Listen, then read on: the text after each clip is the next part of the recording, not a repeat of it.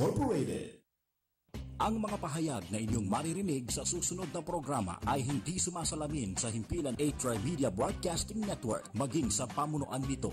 Bagkus, ang mga komentaryo at pagpuna ng mga host at panauhin ng programang ito ay galing sa kanilang sariling pananaw, opinyon, paniniwala at kaugalian at hindi idinikta ng A-Tri-Media Broadcasting Network. Maraming salamat sa inyong patuloy na pagtangkilik.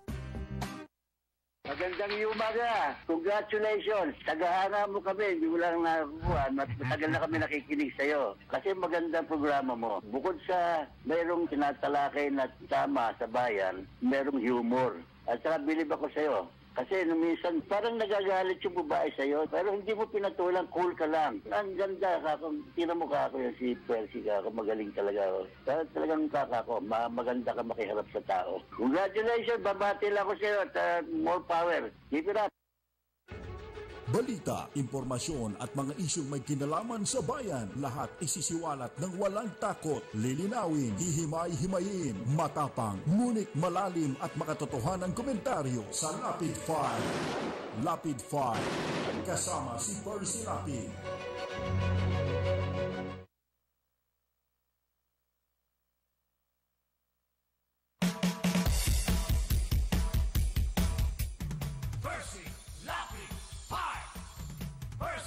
Lapid 5. Tapang mo'y kakaiba, walang takot sa pagbira. Oh yeah, oh yeah. Kapag mayroong anomalya, ibubulgar na talaga. Oh yeah, oh yeah.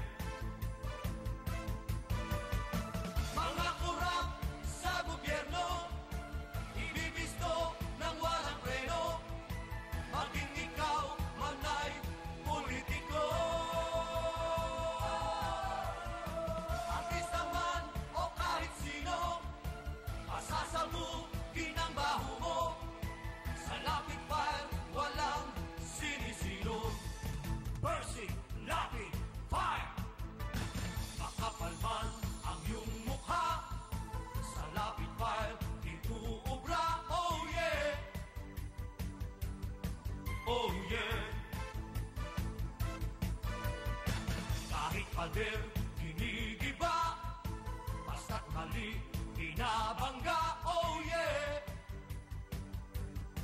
oh yeah. Mga kurap sa gobyerno, ibibisto ng walang preno, maging ikaw man ay politiko. Artista man o kahit sino, pasasabugin ang baho mo. Sa Lapid Fire, walang sinisino. Percy Lapid Fire. Percy Lapid Fire. Percy Lapid Fire. Percy Lapid Fire. Percy Lapid Fire. Percy.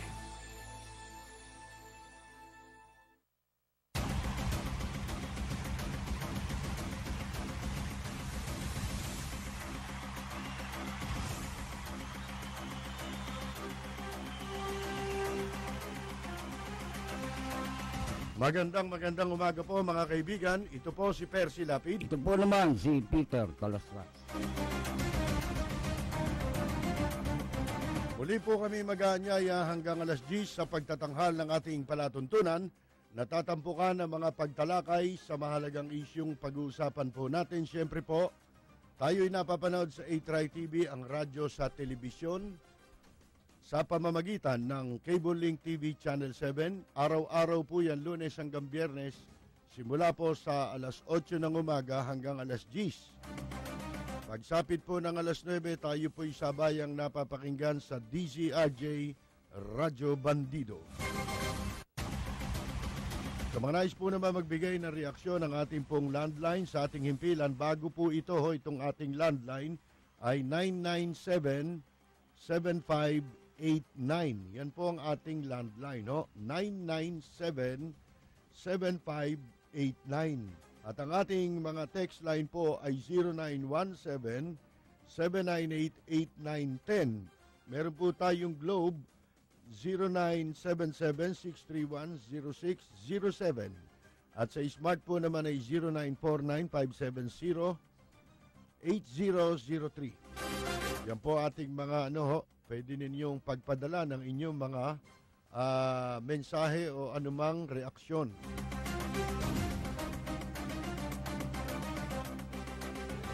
Balita, impormasyon at mga isyong may kinalaman sa bayan, lahat isisiwalat ng walang takot, lilinawin, hihimay-himayin, matapang, ngunit malalim at makatotohanang komentaryo sa Lapid 5. Lapid 5, kasama si Percy Lapid.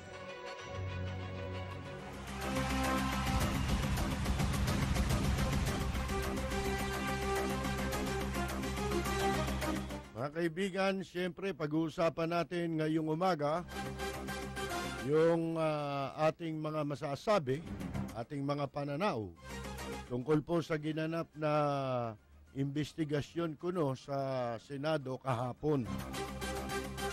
Kung saan gustong magtanghal ni Laila de Lima. Yan po si Laila de Lima may balak yatang mag-artista. Mahilig lumabas, gagamitin pa yung Senado. Wala naman tayo napalaron sa mga pinag-usapan dun Meron pa mga meron pang tumawag pa ng mga tumawag yata to kay Alim Piling. Kilala ba si Alim Piling? Sino yun?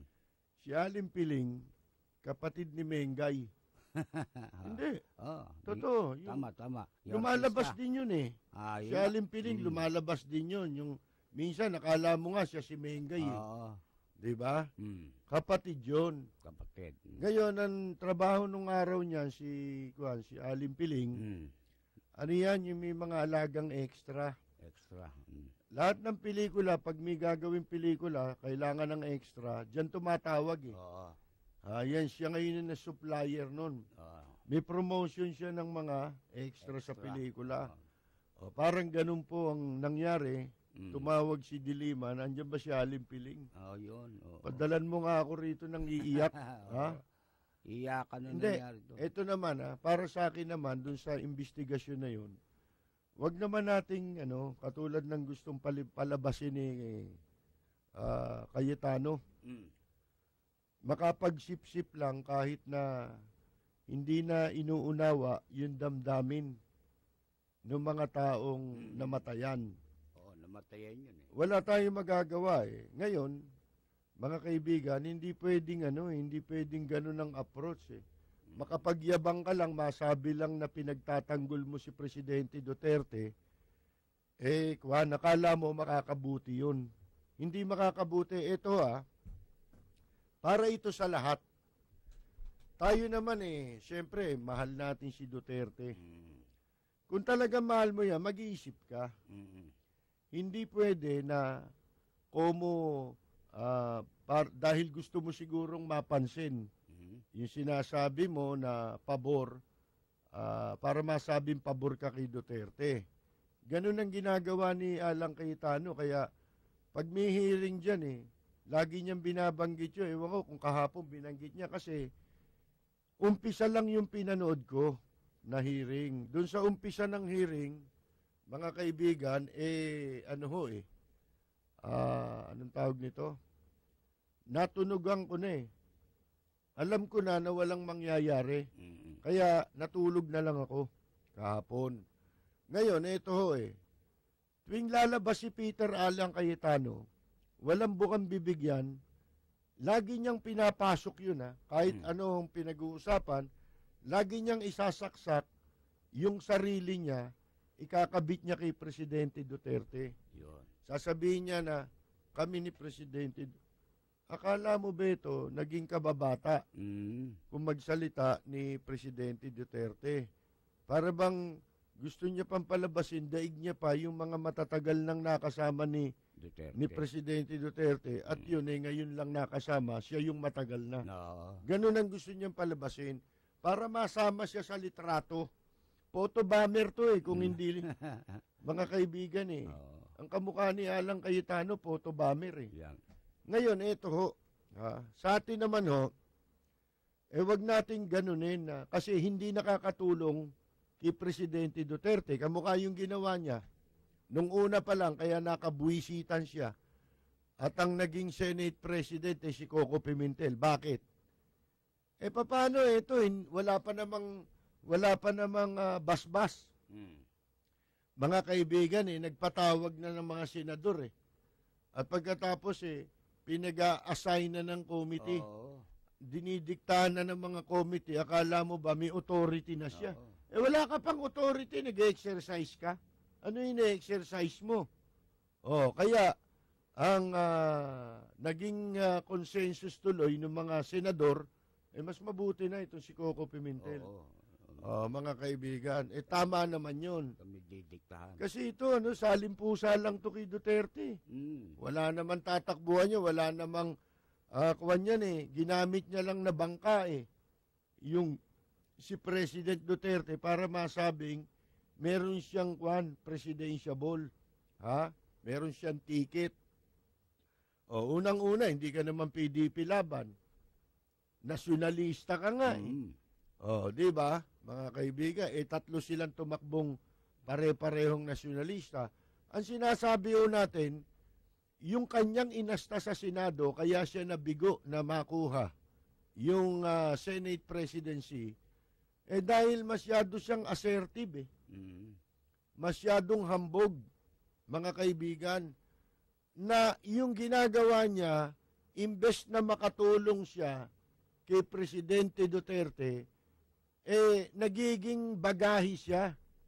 Nagkakaroon ngayon ng pwedeng pulaan si Presidente Duterte, nagkakaroon tuloy ng mantsa. Nang akala, yung ginagawa niya, binasbasan ni President Duterte.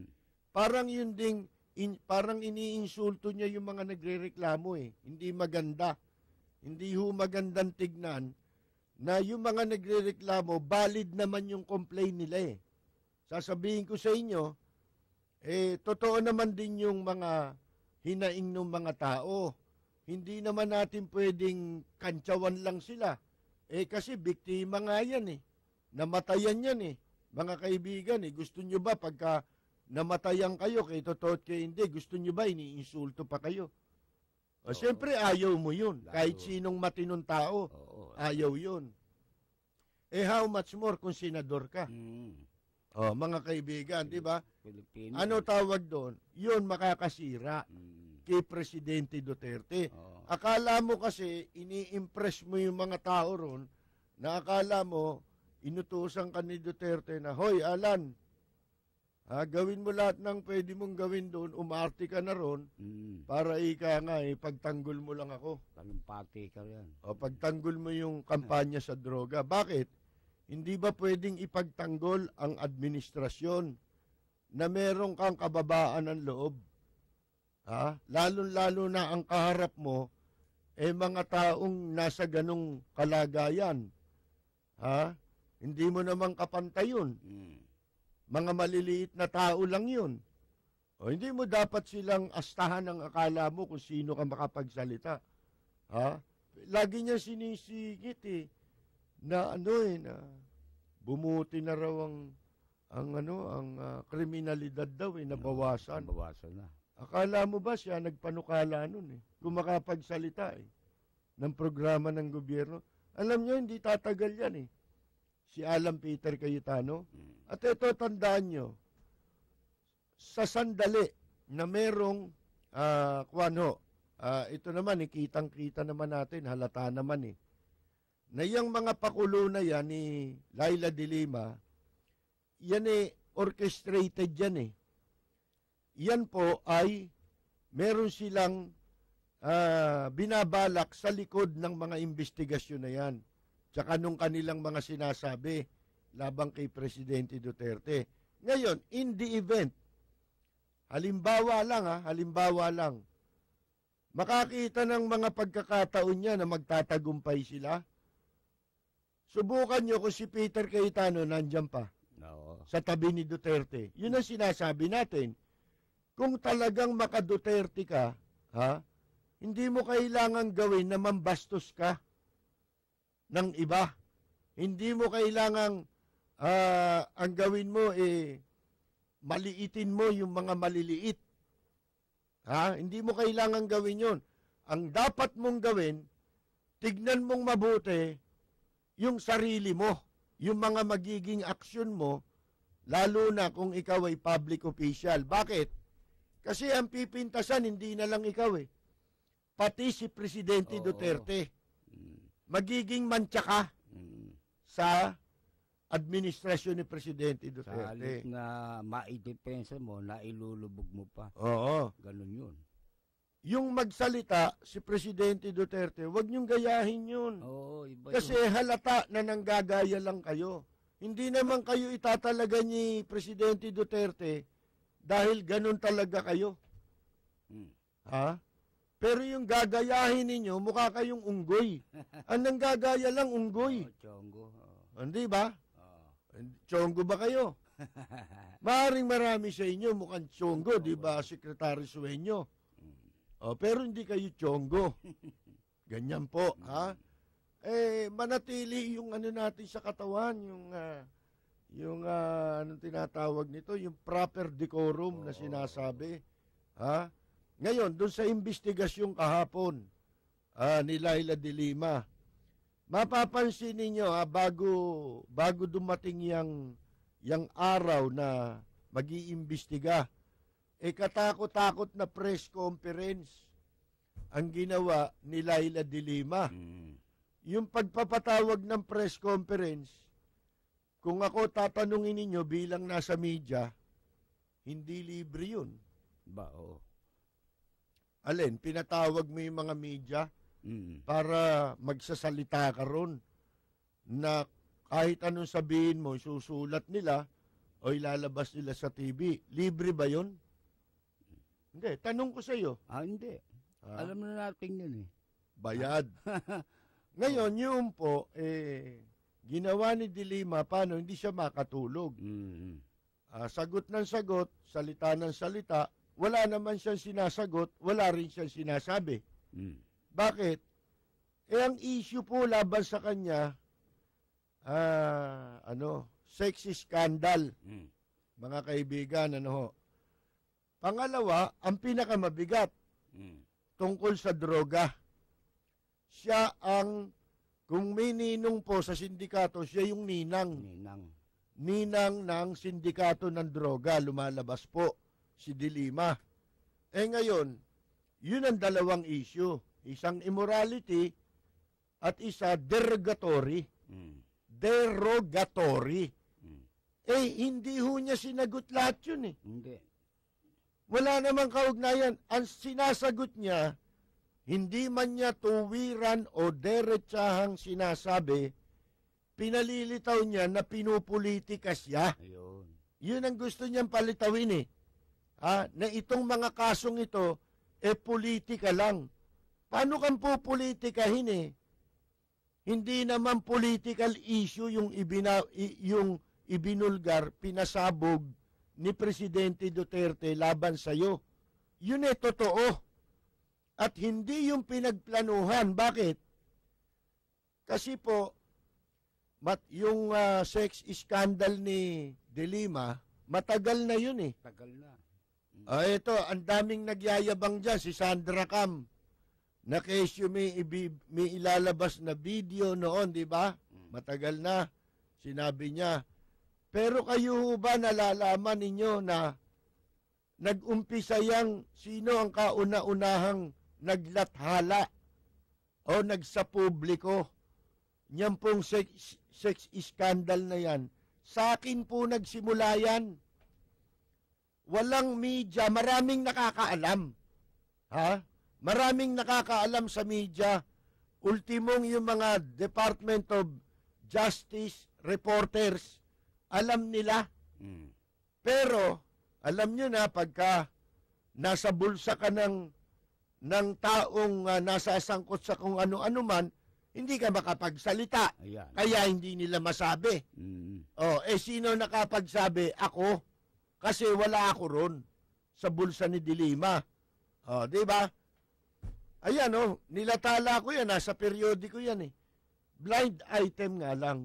Pero yan yun. Yan na yan mismo. Yung sinasabi ngayon ni Presidente Duterte, parehong-pareho. Sa madaling sabi, nung pa-issue yan eh.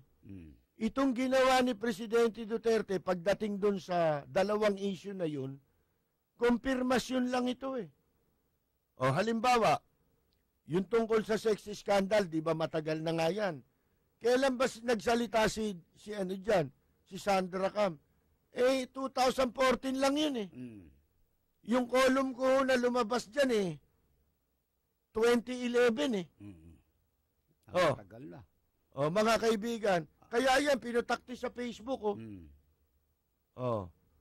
Ayan may kwento pa nga ako dyan dahil si Dulce ngayon nagsasalita, di ba? Si Dulce. Gusto niya ikwento ko pa sa inyo kung ano yung sinasabi ni Dulce nito hindi ba? Ngayon, lahat po ng yan, hindi sinasagot ni Dilima. Halimbawa, yung droga. Kumpirmasyon din yan. Bakit Kasi sino ang hindi nagsususpecha noon pa na may kinalaman si Dilima sa pagpapalaganap ng droga dyan sa Muntinlupa. Hanggang sa matuklasan natin. Ang natutuklasan natin ngayon, detalye na lang. Halimbawa, matagal na suspecha dyan, may laboratorio. Natuklasan naman yatang meron talaga ngayon. Kumpirmado. Kinukumpirma lang. Hindi ba? Dahil matagal na yon. Matagal na. Yung pagiging malapit ni Dilima sa mga drug lord na nakakulong sa NBP, bago ba yun? Hindi. Hindi ba nangyayari yun, nakaupo na siya?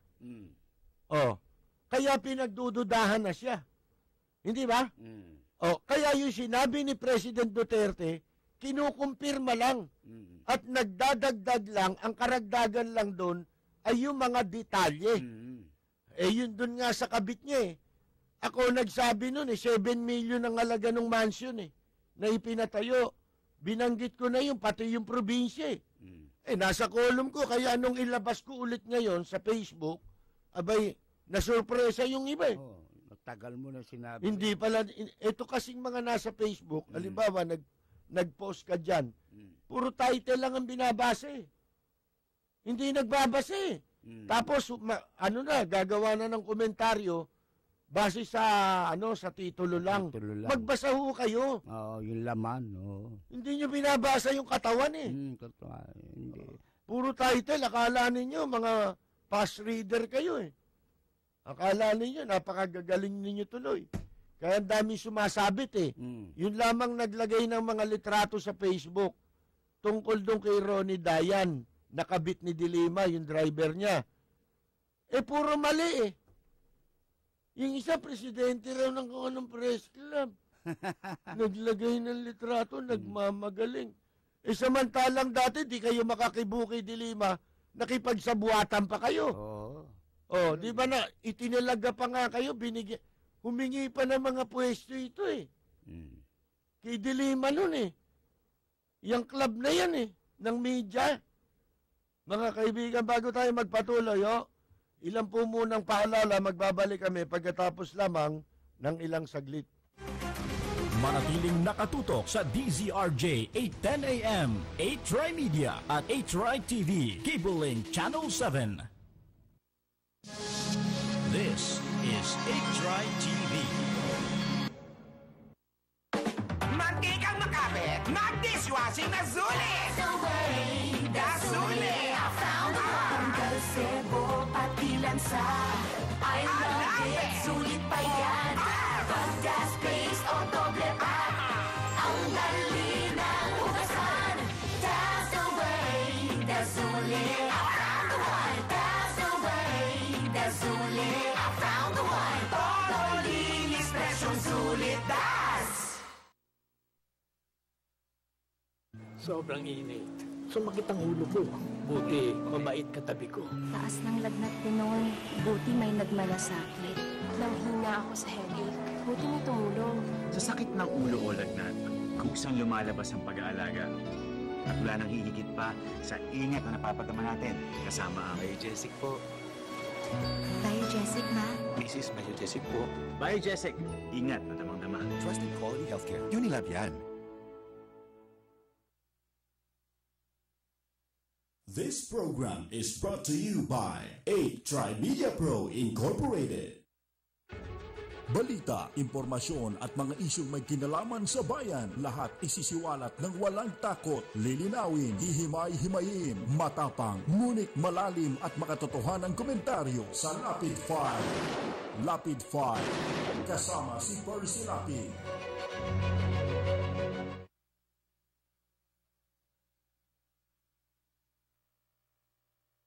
Yung mga kaibigan, pinag-uusapan natin itong naging yung tungkol dito kay Dilima. Kasama na yung isinagawang investigasyon kapon. Ngayon yata may pagpapatuloy. May second ngayon. Pero wala na ho yan eh. Alam niyo kung bakit. Ito na. Naglabas yan ng mga yung mga magsasalita tungkol sa summary execution. Yung pinatay sila ng nilabag ang karapatan nila. Ha? At ang sinasabi nga po, yung iba asset pinapatay ng mga pulis. Ang layunin nun, siyempre, ay para wag nang kumanta. Bawal na kasi ngayon ang singer sa Pilipinas, mga kaibigan. Kaya si Arthur Manuntag, malapit nang mawalan ng kanyang profesyon. Maraming mawawala. Si Dulce, wala na makantahan din. Wala na. Bakit? Kasi bawal na singer eh. Yung singer ho dito ngayon, pinapatay ng mga pulis. Eto ngayon, yung investigasyon doon, para makita ninyo yung sa Pasay, di ba? Yung sa Pasay. Maliwanag naman yung summary execution yun eh. Yung nasa loob na ng presinto, pinatay pa yung mag-ama. Yun ho, mga kaibigan, wala na ho wala na sa lugar na imbestigahan mo sa Senado. Ang kailangan mag-imbestiga rin pulis. Doon sa pangyayari na yun, hindi mo sa Senado idudulog yung ganong klaseng reklamo na alam na lahat ng publiko yun eh. Ang dapat, ito lang ang dapat gawin eh, kasi talaga namang masasabutahe ang kahit na anong programa. Yung nga sinasabi ko sa inyo eh, hindi ko mo kayo maka-Duterte, lahat ng pabor sasabihin mo. Sabihin mo yung pagkakamali nung iba para makita niya na meron mga gumagawa ng pagkakamali. Halimbawa, kung ako si Duterte, ngayon, pati-take over ko investigasyon dyan, magtatayo ako ng isang, halimbawa, itatalaga mo sa isang opisina katulad ng CIDG. Imbestigahan nyo lahat nang may mga magrereklamong summary execution. Di wala nang investigasyon to. Wala na. Todas na ang bunganga ni Dilima. Kasi ang talagang layunin ni Dilima dyan, ginagamit niya ngayon ito nakakaawa, yung mga testigo dyan. Alam mo kung bakit? Binibigyan niya ng maling pag-asa ito eh. Akala nito mga biktima, pag tumistigo sila dyan, siguro yun din ang ipinangako sa kanila, merong kapalit na pangako sa kanila, pag nagsalita sila dyan, lalantad sila, nagsalamin pa, kilala na kayo. Dati na nakita yung mukha nyo sa TV. Ngayon, eto ho eh. Ang layunin ni Dilima dyan, baka hindi nyo alam, ginagamit niyang human shield. Kumbaga ho, mga kaibigan, sa digmaan, itong mga testigong kawawa na, isasabak niya na naman sa isang malaking katarantaduhan. Alin? Yung bigyan ng maling pag-asa eh. Kinakasangkapan mo yan eh, pinangakuan mo yan eh. Nag-iisip tong mga taong ito, akala nila, dyan sa investigasyon na yan, makakakuha sila ng katarungan. Hindi ho eh. Bakit? Pulis ba yan? Wala. Hindi naman pulis yan, senador eh. Magre-recommenda lang din yan eh. Sino magpapakulong sa mga may kaso? Yung ba senador? Hindi. Hindi o piskal o kaya husgado.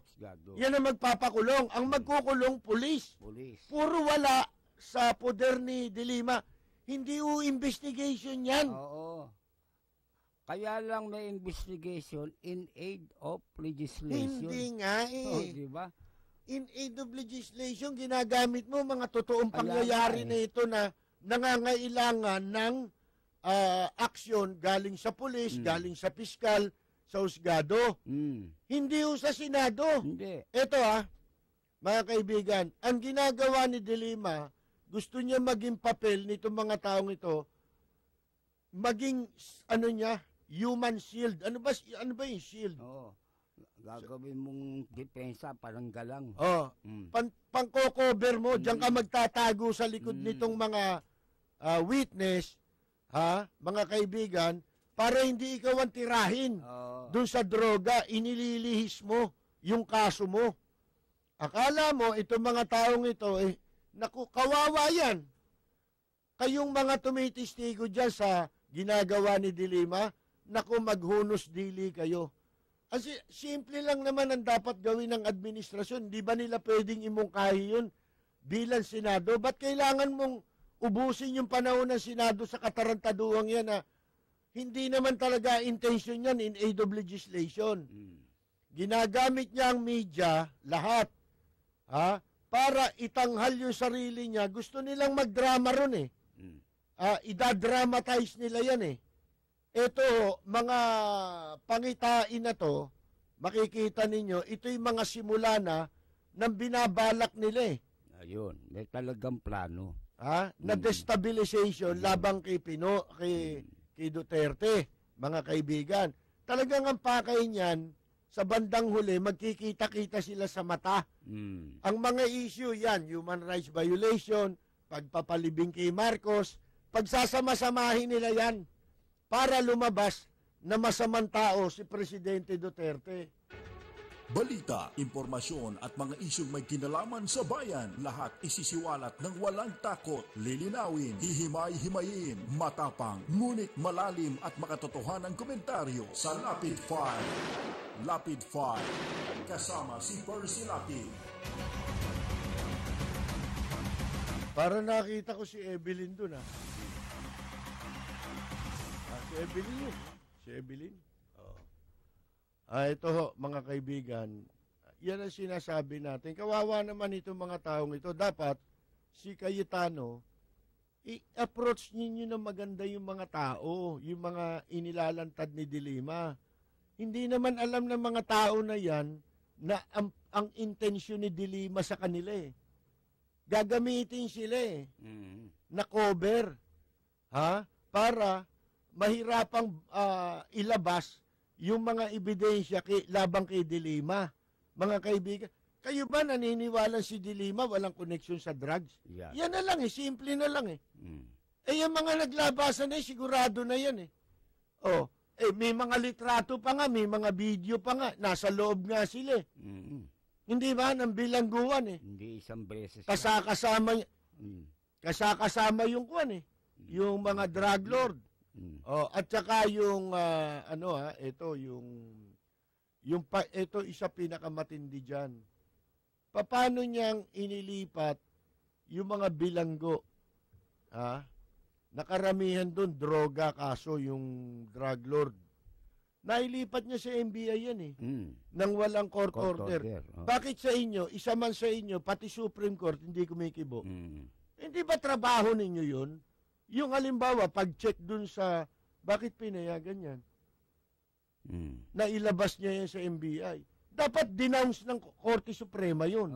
At saka ng mga nasa judiciary. Siya lang mismo nagdesisyon nun eh. Inilipat niya sa NBI, akalain mo, from Muntinlupa. Alam mo, katwiran niya nun, ito daw extension ng National Bilibid Prison, itong NBI. Kailan naging extension yan? Di ba? Extension sa bibig niya. Sa bibig niya lang yun. Sinabi niya lang yun. Pero ang judiciary, lalo ang Supreme Court, walang sinasabi Wala. tungkol dyan. Di ba dapat liwanagin nila yun? National Bilibid Prison. Itong Korte Suprema, nagsasalita pagdating sa politika eh. Ayan. Ha? Pag namumulitika o kaya wala naman sa jurisdiction nila. Hindi ba? Halimbawa, yung ginagawang kampanya ng administrasyon, yun executive yun eh. Di ba? Prerogative ng ano yun eh. Ng executive branch yun eh. Bakit nakialam si Sereno? O bakit dun sa ginawa ni De Lima na merong nilalabag na batas, hindi naman kayo kumibo? Hindi kumibo. Doon ka magtataka eh. Oo. Kaya itong mga ito may masamang pinaplano ito eh. Hindi ba? Oo.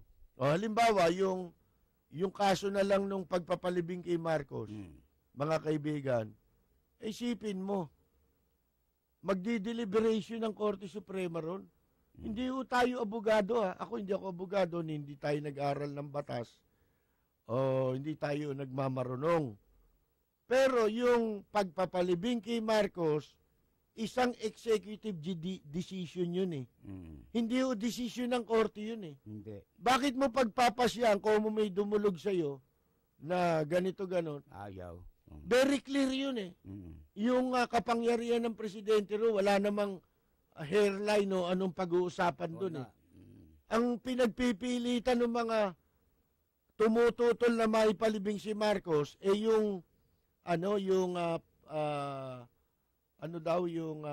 hindi raw totoong bayani si Marcos. Falsipikado raw. Diktador daw. Hindi, teka muna. Hindi raw sundalo.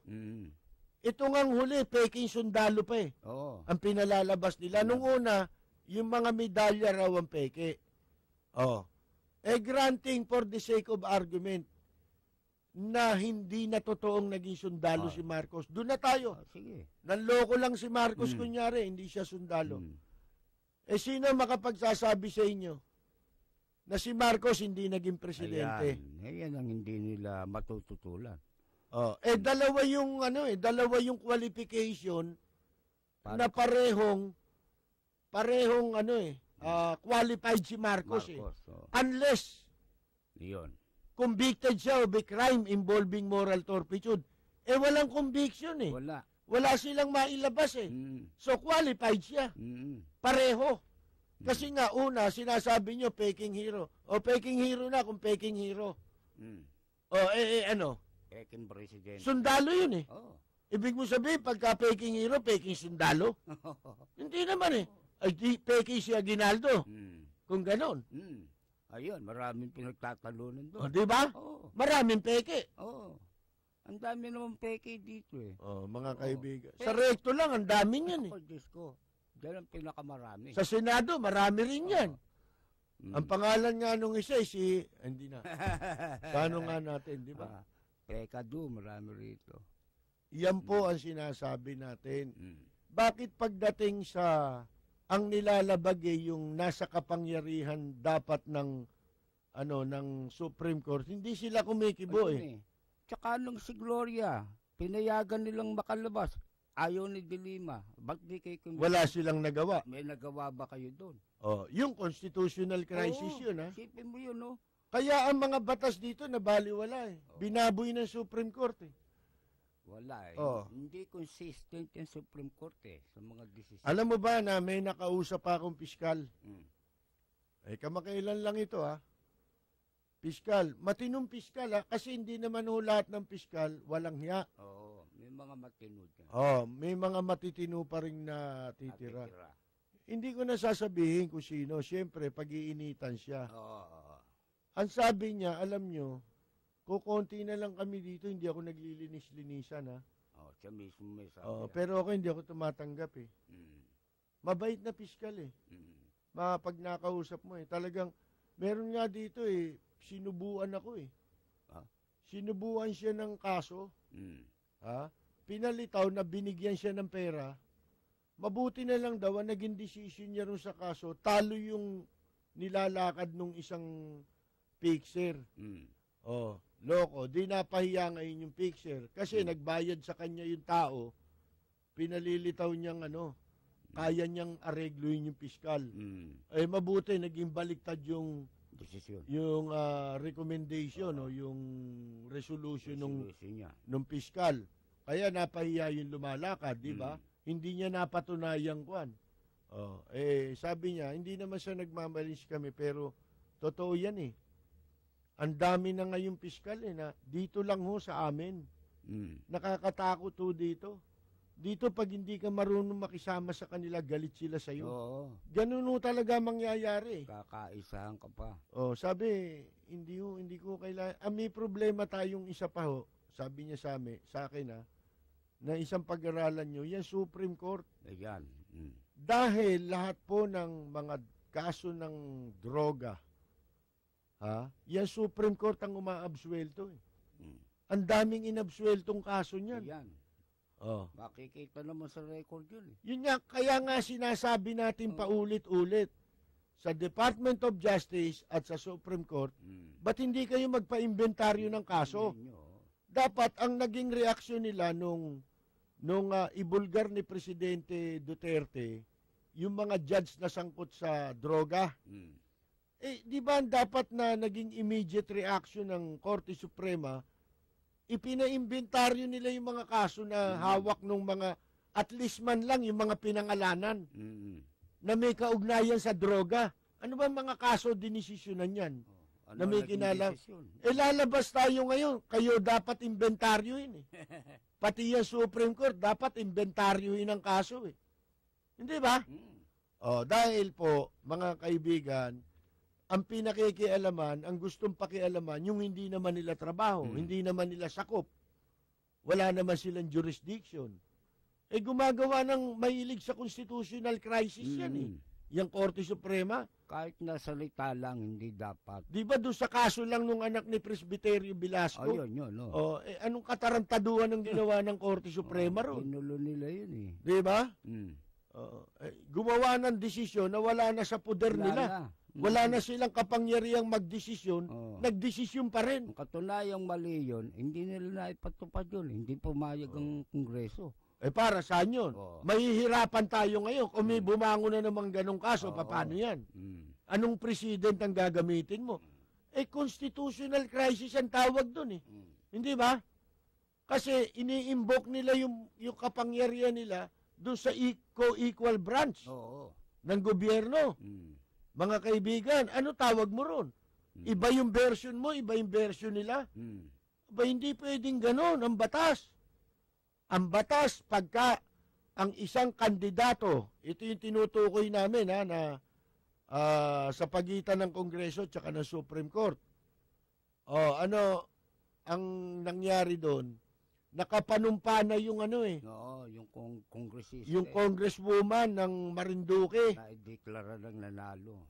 Nanalo siya, kaya naproklama na siya at nakapanumpa na sa Kongreso. Ano ginawa ng Korte Suprema? Abay, akalain ninyo nagbaba ng desisyon. Pagkatapos makapanumpa na ang nanalo daw yung anak ni Velasco na justice ng Supreme Court. Justice ang tatay nun, di lalo kayong lalong nalambungan ng pagdududa yung Korte Suprema, binaboy nyo lalo. Yun yung tinatag na conflict of interest eh. Mga kaibigan, hindi ka dapat na lumahok na dyan eh. Dapat nga kung ikaw yung justice, kukumbinsihin mo pa yung anak mo, sabihin mo, oy anak, tigilan mo na yan. Huwag ka na sumali dyan dahil ang iniingatan natin dito yung integridad ng aking hinahawakang posisyon. Hindi, mga kaibigan tinarantado ni Velasco eh. Kaya ang akala nitong mga anak nila, itong mga politiko, akala nila kung ano yung ginagawa ng mga magulang nila, yun ang tama. Ipagpilitan mo kahit baluktot. Ito na lang example, kaming mga nasa media, ito yung madalas kong sinasabi sa inyo na pagka ikaw may pinasok ang isang tungkulin sa gobyerno, nawawalan ka ng mga karapatan na pwede mong pang gawin bilang isang normal na tao. Pagka humawa ka ng posisyon sa gobyerno, hindi ka na normal. retarded ka na. Maraming pribileyo kang nawawala. Nagiging retarded ka. Bakit? Limitado na eh. Hindi mo na pwedeng gawin yung pangkaraniwang ginagawa ng isang pangkaraniwan tao. O, alin yun?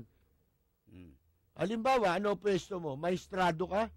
Abay, wag ka magpupunta sa mga magdi-display kung saan-saan dyan. Lalo sa mga club. Huwag kang makikipag-uusap sa mga may asunto. Ayun, di ba? Mga kaibigan, kung pangkaraniwan tao ka, pwede mong kausapin kahit sinong kriminal, pwede. May asunto yan. Lang yun. Walang kwenta yun. Walang bearing yun. Walang maaapektuhan.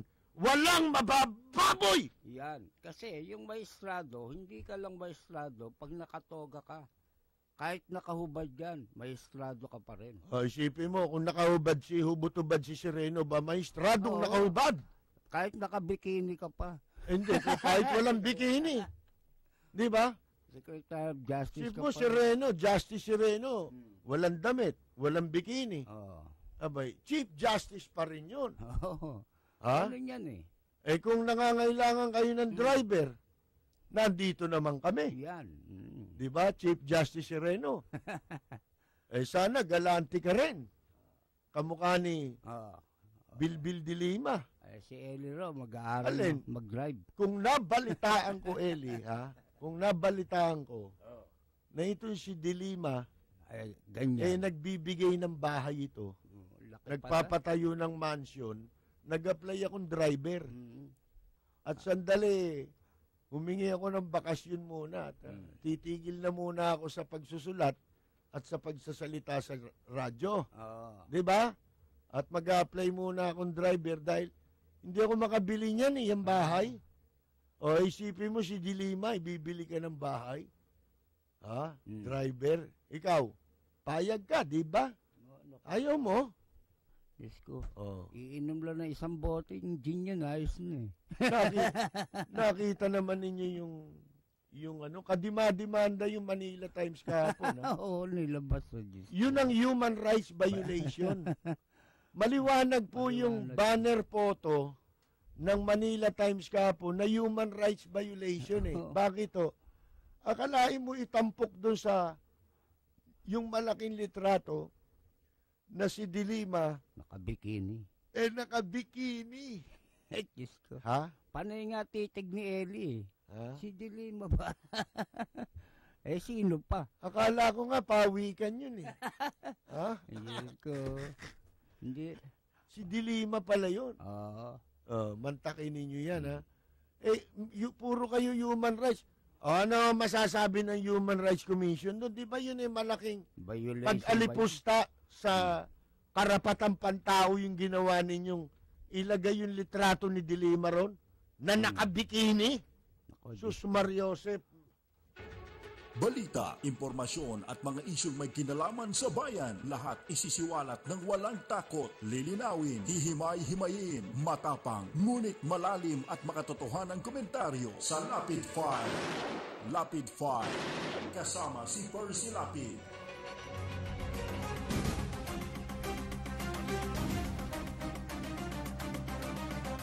Magpapatuloy po tayo. Meron pa mamaya itutuloy natin ang ilang pang mga pinag-uusapan natin. Kabilang na po dyan, itong mga sinasabi ni Presidente Duterte na dapat magsipag-resign. Aabot daw to sa ilang libo? 6 ba? Oo. O 3,000? 3,000? Mahigit 1,000 raw. Yan. Ito yung mga tinutukoy daw ay mga presidential appointees ni Noynoy Aquino, mga kaibigan. Di ho ba? Yan po, dapat malaman natin sa mga mamamayan, lalo-lalo na yung pangaraniwang mamamayan, hindi na naintindihan yun. Yung mga presidential appointees o na-appoint sila during the time of President Noynoy Aquino. Ang hindi po maliwanag doon, ito maliwanag ito sa coterminus. Halimbawa, yung pag sinabi mong coterminus, automatic yun eh. Oo, pagka wala na. Marami lang makapalang mukha Oo, kapit sa ano eh. na hindi po sila umalis. Kapit tuko. Nagbabaka sakali sila na, Baka. yun lang, pinakamakapalang mukha dyan, si Jessie Dillose. Yun, yan. Yun sa custom. Hanggang ngayon, Sipin mo. Si Joy Rojas lang eh. Ayaw Saksakan mag-resign. eh. Ng kapalang mukha niyan eh. Sana kung matitino, no? Mga coterminus yan eh. Mga kaibigan, yun nga po, kasama ba dyan yung mga presidential appointee na hindi naman coterminus? Pero appointee rin ni Noynoy. Yun ang gusto natin maliwanagan sana eh.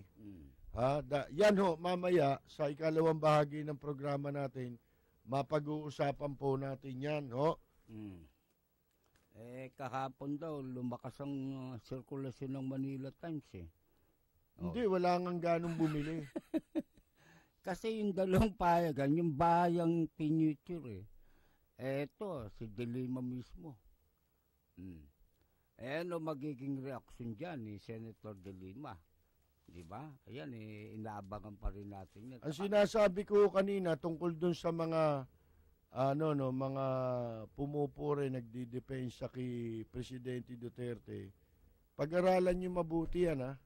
Hindi lahat ng pabor na sinasabi ninyo kaya gagawin ninyo para kay Presidente Duterte makakatulong. Marami din ho dyan pwedeng makasira. Ang isang example ng gobyerno natin ganito parang barko yan eh.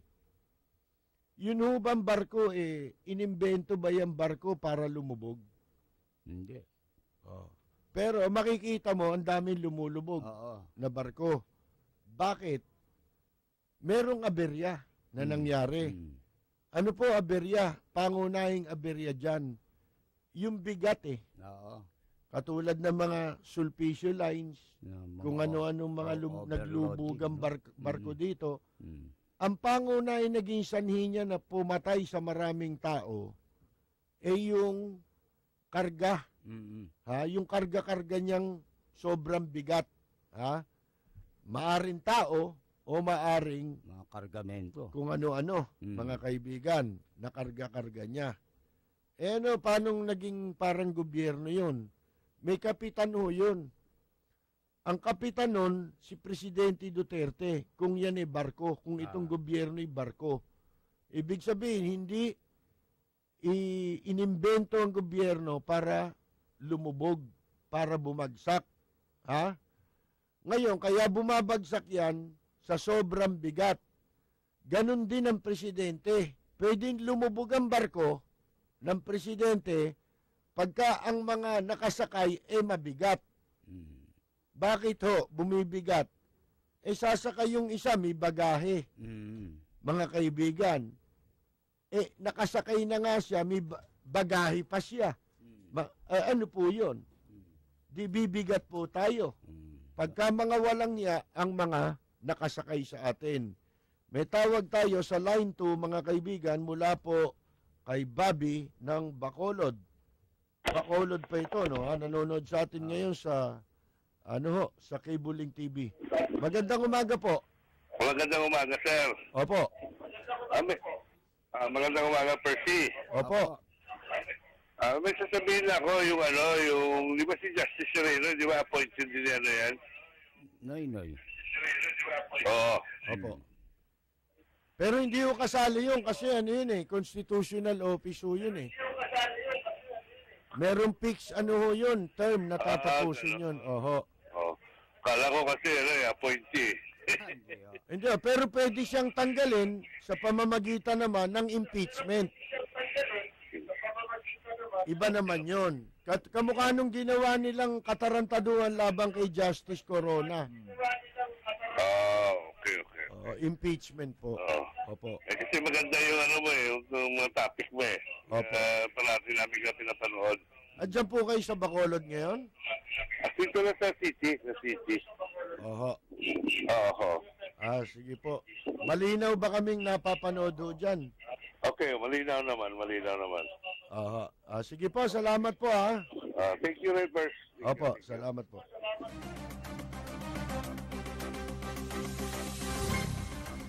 Akalain mo, napapanood tayo doon sa Bacolod. Isang araw naman, may tumawag sa Antique ba yun? Si Cohor. Doon din eh. Doon din. Doon din yun eh, di ba magkakalapit lang yan? Kakalapit yan. Panay Island. Panay Island, Negros, yung Bacolod. Tawid ka lang doon eh. Oo. Yan. O Beno, mga kaibigan, ganun ho eh, parang barko eh. Kaya yung mga mabibigat, dapat alisin sa barko. Oo. Para hindi lumubog si Presidente. Sabihin, pabigat ka. Ano yung pwedeng magpabigat? Hindi yung pagsisipsip. Tulungan natin siya na imbes na birahin lang natin, kamukha yung ginagawang investigasyon sa Senado. Na alam natin palsipikadong investigasyon yan. Katarantaduhan lang ni Dilima yan kasi alam na niya, expected na niya yung mga ebidensya lalabas sa kanya eh. Kaya kahit anong galing mong abogado, kahit sabihin mong Department of Justice Secretary ka, ito maging leksyon sa lahat ng ibang mga nasa pwesto. Kaya wala rin kayong karapatan na mag-abuso. Nakita mo ginawa niyang baboy na yan? Inabuso masyado ang kanyang kapangyarihan. O ngayon, asang ka ngayon? Di ba? Hindi lang tumbong mo umiikot. Lahat umiikot na sa'yo. Magbabalik po kami mga kaibigan pagkatapos ng ilang mahalaga mensahe sa ating pong pagbabalik. Tayo po'y sabayan ng mapapakinggan sa DCRJ Radyo Bandido.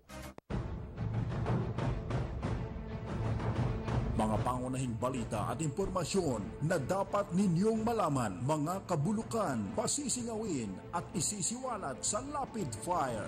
Makabuluhan at makatotohanang komentaryo para sa kapakanan ng bayan. Ihahatid sa inyo ni Percy Lapid, Lunes hanggang Biyernes, alas 9 hanggang alas 10 ng umaga. Samahan si Percy Lapid sa Lapid Fire dito sa DZRJ 810, hatid sa inyo ng 8 Tri-Media Broadcasting Network. 8 Tri-Media Pro Incorporated. This is 8 Tri-TV. Tutukan ang mga programang siksik sa balita at impormasyon at buong pusong ipinagmamalaki ng 8 Tri-Media Broadcasting Network. Napapanood sa A-Tri TV, Cable Link Channel 7 at napapakinggan sa DZRJ 810 AM, Radio Bandido, Lunes hanggang Biyernes. Simulan sa programang Sintigas ng Acero, kasama si Melchor Bentican Balawas, alas 4 hanggang alas 5 ng umaga. Makabuluhang suhestyon at opinyon sa programang Issue at Reaksyon, alas 5 hanggang alas 6 ng umaga, kasama ang inyong garansyo, Miguel Hill. Magbibigay ng kaalaman sa ating pagharap sa bawat araw, kasama ang Supremo Joey Falcon at kombinasyong ganda talino ni Pia Morato sa Good Morning Philippines. Alas 6 hanggang alas 8 ng umaga, magsisiwalat naman ang mga kabulukan sa pamahalaan. Ihahataw ni Percy Lapid sa Lapid Fire, alas 8 hanggang alas 10 ng umaga. Yan ang unang hataw ng mga programang mapapanood at mapapakinggan sa A-Tri TV, Cable Link Channel 7 at DZRJ 810 AM, Radio Bandido. Binuo at pinag-isipan ng A-Tri Media Broadcasting Network, ang himpilan ng bawat